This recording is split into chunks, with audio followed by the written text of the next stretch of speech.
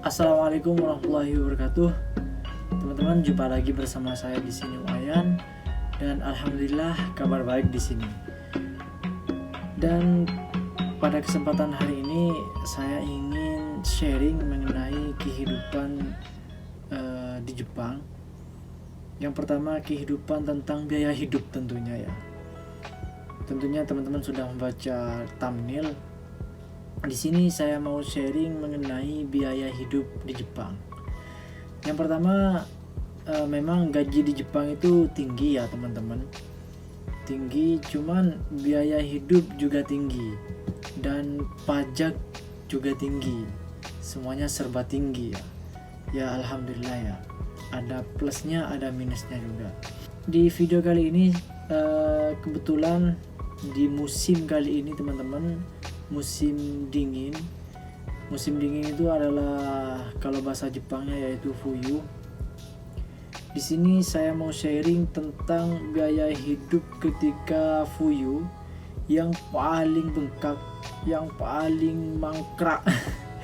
Itu biaya di rumah, yaitu biaya listrik, biaya gas, mungkin air sih nggak begitu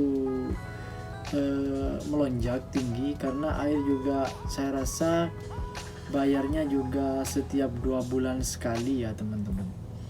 Nah di sini biasanya kalau kita bicara di luar musim dingin atau di luar fuyu itu masih normal-normal saja ya, masih normal-normal saja. Biasanya saya ketika bukan musim dingin itu kisaran 4.000 yen.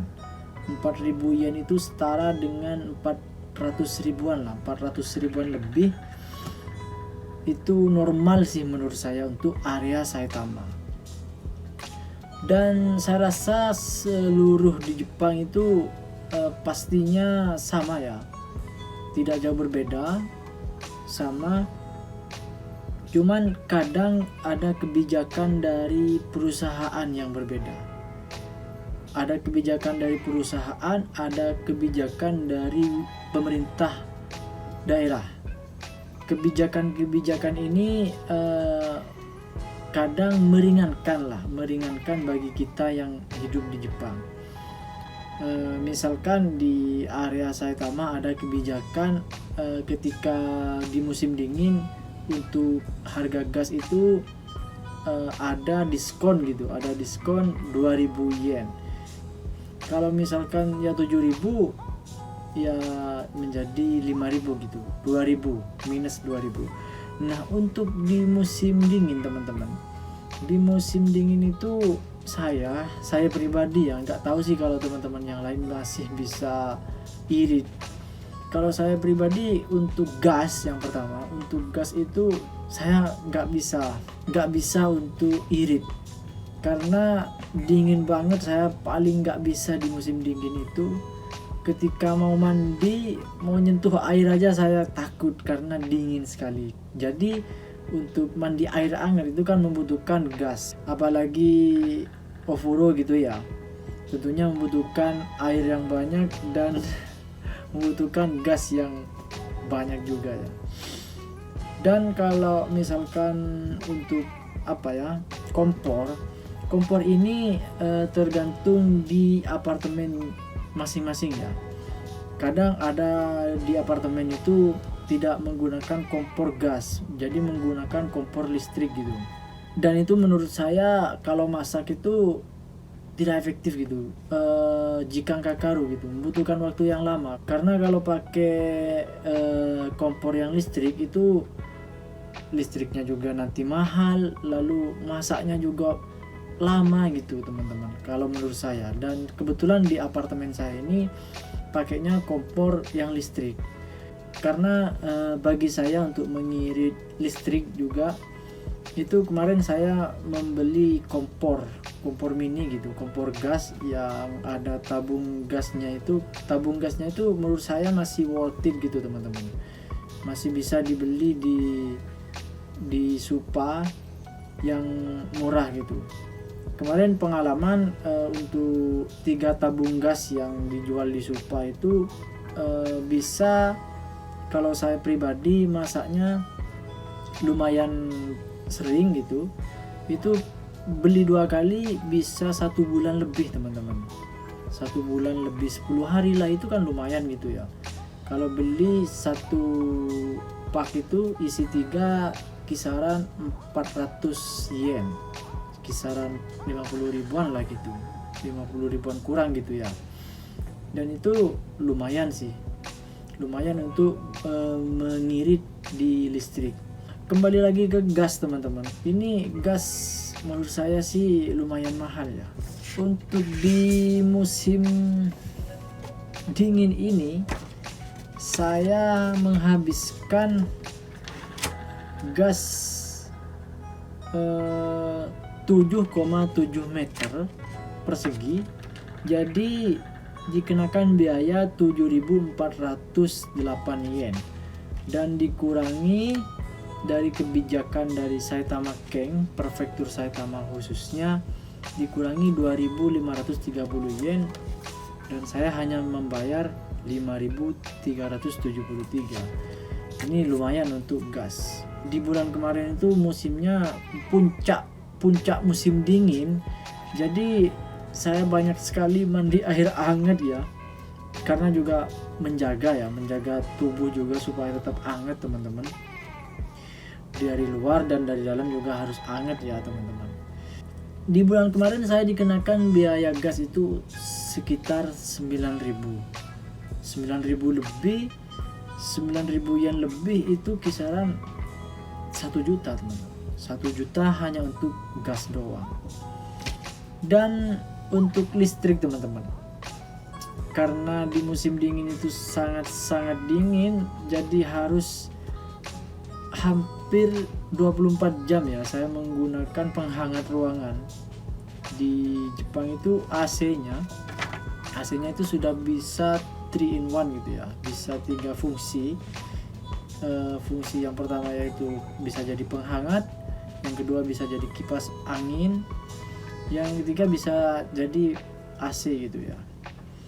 Dan kalau musim dingin saya paling nggak bisa, jadi harus menggunakan penghangat selama 24 jam gitu, kalau ada di rumah. Kalau di luar kan enggak.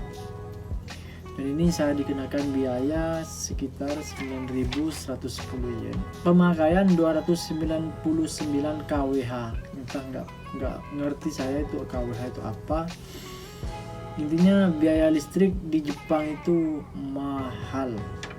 Dan ini saya sudah mengurangi tidak memasak pakai kompor listrik teman-teman. Apalagi kalau masak pakai kompor listrik itu bisa lebih dari ini ya tagihannya. Dan ini untuk air ya teman-teman. Air itu di Jepang tidak ditagih setiap bulan, ditagihnya setiap 2 bulan sekali. Nah ini masih normal menurut saya. Mau di musim dingin atau musim biasa, musim panas juga saya biasanya memang segini, sekitar 4.140 yen, sekitar 500 ribuan lah. Dan kembali lagi ke kebijakan teman-teman. Kadang ada, kalau kita itu masih pemagang, biasanya perusahaan itu menyediakan tempat, sama kita memang dipotong untuk biaya tempat tersebut, dan itu semua sudah include dengan biaya listrik, biaya air, biaya gas, itu semuanya sudah include. Contohnya dulu saya waktu visa Jisuse, waktu di Niigata dulu, saya 2.500 itu sudah include bayar listrik dan lain-lain. Itu menurut saya murah, cuman gajinya murah. Nah sekarang ini ketika saya upgrade ke visa Tokute Gino Specific Skill Worker, Tokute Gino 1 masih ya, itu semuanya serba sendiri teman-teman. Terkadang ada juga perusahaan yang tidak menyediakan tempat, jadi kita harus cari sendiri tempatnya. Nah semuanya kalau kita cari sendiri mulai dari biaya pendaftaran rumah. Pendaftaran rumah itu nggak mudah teman-teman, nggak mudah kita langsung mendatangkan ibu kos misalkan untuk ngekos di situ, untuk sewa apartemen di situ langsung daftar langsung oke, nggak bisa.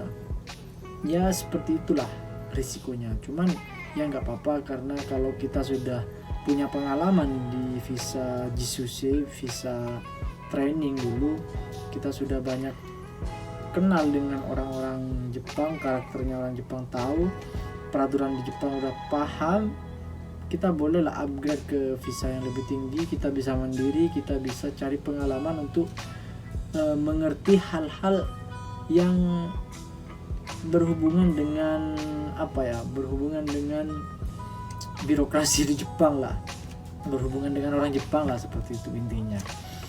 Untuk sharing kali ini kiranya cukup dulu, nanti akan ada sharing-sharing di video selanjutnya.